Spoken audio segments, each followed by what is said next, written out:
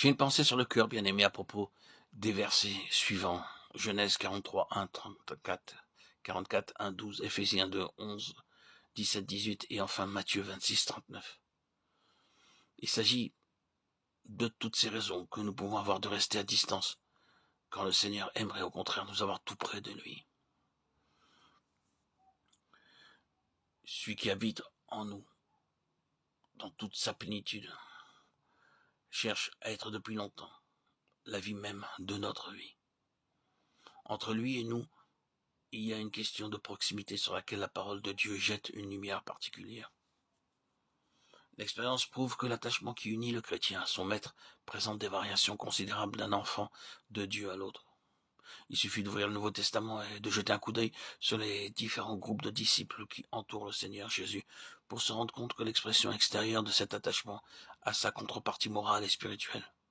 Les uns sont tout près de lui, tandis que d'autres, plus nombreux, se maintiennent à une certaine distance, et que d'autres encore restent tout à fait à la périphérie.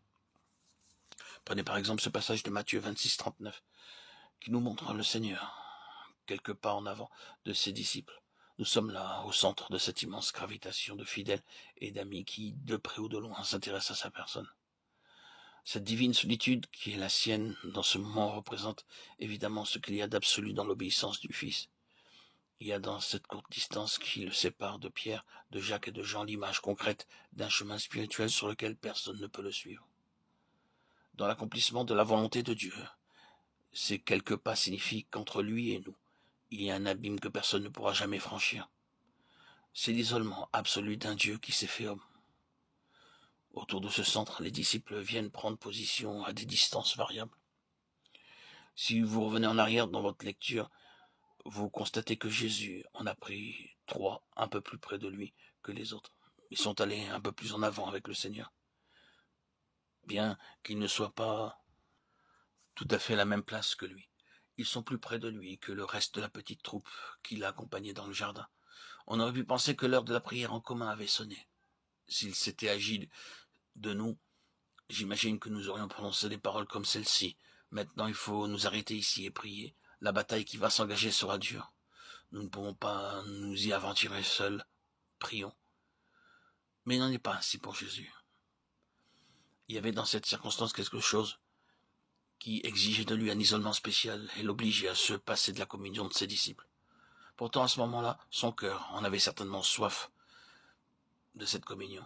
Mais au lieu de céder à ce désir légitime, au lieu de s'associer à ses disciples pour constituer avec eux un front commun, ou plutôt au lieu de les associer en les élevant jusqu'au bout à la hauteur de ses propres circonstances, non, il fait quelques pas en avant. Ils ne peuvent pas, eux, le suivre jusque-là, il les laisse derrière lui. Si nous lisons encore ce verset un peu plus haut, nous voyons que les 8 autres disciples sont laissés encore plus loin. D'abord Jésus seul, puis les 3, ensuite plus loin les 8. Si de là nous passons au livre des Actes, nous trouvons au chapitre 1er un rassemblement de 120 personnes. Ces 120 avaient certainement suivi Jésus déjà avant la croix. Ils ne sont pas devenus disciples depuis sa mort, mais ils appartiennent à un groupe déjà plus distant. Ils ne sont pas dans le jardin. Quelque chose les retient ailleurs. Ils ne sont pas aussi près de Jésus que les 8 ou que les 3. Dans un autre passage, en Corinthiens 15, 6, nous découvrons qu'il y en avait encore 500 autres. Il est apparu, dit Paul, à plus de 500 frères à la fois. Quand les 120 sont réunis dans la chambre haute, où sont donc les 380 qui manquent? 380 absents au moment où l'on prie et où l'on attend la promesse du Père. Les 500 se sont partagés. Il n'y en a là que 120. Les 380 autres sont ailleurs. Et l'on pourrait ainsi prolonger les discours. Nous voyons donc, en prenant les choses littéralement, d'abord le Seigneur, puis un tout petit groupe tout près de lui, puis plus loin, un autre groupe un peu plus grand, puis un ensemble assez compact, et plus loin encore, toute une foule. Et qui dira tout ce qu'il y avait encore de bienveillance et de sympathie anonyme sur les confins extrêmes de cet immense rayonnement? Mais quelle marge entre la distance des uns et la proximité des autres? Vous comprenez, n'est-ce pas, tout ce que cette proximité suggère de communion spirituelle avec le Seigneur pour ceux qui veulent vivre près de lui, qui veulent sur ce chemin aller jusqu'au bout, plus loin que le grand nombre, plus loin même que le petit nombre. Si nous exprimons cette pensée ici, bien-aimés, c'est parce que nous avons la conviction que le Seigneur, à l'heure actuelle, se cherche justement de ces hommes-là, qui resteront attachés à sa personne parce qu'ils ont soif de son intimité. Pour beaucoup, hélas, nous ne le savons que trop, cette proximité a ses limites. Les uns vont jusqu'à un certain point, puis ils trouvent que c'est assez, d'autres vont un peu plus près. Mais à un moment donné, eux aussi, ils s'arrêtent.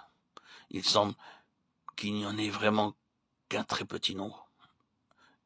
Une infime minorité qui délibérément supprime toute distance et en viennent à ce degré de communion où en toute chose on sent, on pense, on veut avec lui et comme lui. C'est cela qu'il cherche pour ceux qui l'aiment assez, se les attacher au point de les faire devenir un avec lui en esprit. Il a les yeux sur ceux qui sont disposés à faire quelques pas de plus avec lui, à s'approcher un peu plus que les autres, plus près même que ses familiers, pour leur laisser voir son cœur tel qu'il est, avec toute la souffrance, toute la beauté, tout l'amour qu'il cache encore. Il semblerait que ces différences de proximité révèlent dans chaque cas un état spirituel correspondant. Au point de vue littéral que nous venons de mettre en lumière, peut-être n'y avait-il pas lieu de pousser la chose trop loin, mais au point de vue spirituel, il en est certainement ainsi. Dis-moi qui tu hantes, et je te dirai qui tu es. Dis-moi jusqu'où tu vas dans ta marche avec le Seigneur, et je te dirai ce que vaut ta vie spirituelle. Au fond, la force de notre attachement dépend du discernement intuitif que nous avons de sa personne. Derrière les paroles et les actes de quelqu'un, il y a tout un arrière-plan qui constitue le fond de la personnalité.